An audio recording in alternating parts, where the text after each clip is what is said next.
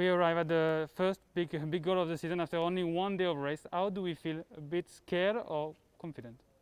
Yeah, no, not scared at all. You know, the race is going to be what it is. It's either going to be too hard for me or it's going to be good for me. So yeah, you know, I've done everything in preparation now to be good for a 7 hour race. So yeah, you know, I'm looking forward to tomorrow, and the race on Wednesday went good. So you know, I think it only gives me confidence for tomorrow. This new course, you think it will really change things? Or it will be like before, just an explanation in the Poggio and maybe a sprint or maybe a one leader at the end? It's to be honest, it's hard to tell. I've seen the climb, and the climb is hard, but it's still 70 kilometers from the finish line. So especially with the small teams, I don't know if guys are going to want to commit to going full there because it's a long way to go. And I think in a race like tomorrow, where it's going to be 7 hours, you really only have one big effort in you. So you know, if you waste your bullets there 70 k's to go, maybe it's going to be hard to come back on the Cipressa and Poggio. So I'm hoping for a little bit more of a negative race and maybe just race up in Poggio. But yeah, with the riders that are in the bunch, I think it's going to be maybe a bit more aggressive, which is going to suit Phil. So I think either way, we have good options. We have said only one day of race for you, but the second place already. You have really reassured yourself. You relieve a bit with the second place at Milano-Torino. Yeah, you know, after such a long break, you don't know how you're going to come back, and yeah, I think there's always like a little bit of doubt. You know that you've trained well, but racing something completely different. So yeah, coming second on Wednesday was kind of reassuring that my training's gone well, and it's also gone into racing as well. Caleb, you're a pure sprinter. We have seen a terrible crash in Tour de Pologne. What do you think of it? There was really a mistake of the organization with the barrier.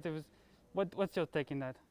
Yeah, I think it was a whole lot of things that went wrong. Obviously the first mistake was from Dylan for causing the crash, and then I think it's the whole scenario, or the whole thing with the barriers and everything, and where the crash happened with the finish arch, that made it so much more worse, and the downhill sprints as well. So I think the organisation can't be to blame because they didn't cause the crash, but they could have probably put something more, got something more into their safety. So if the crash did happen like that it wasn't going to be so bad. So yeah, I think it's not just one person or one organisation that's responsible for it, but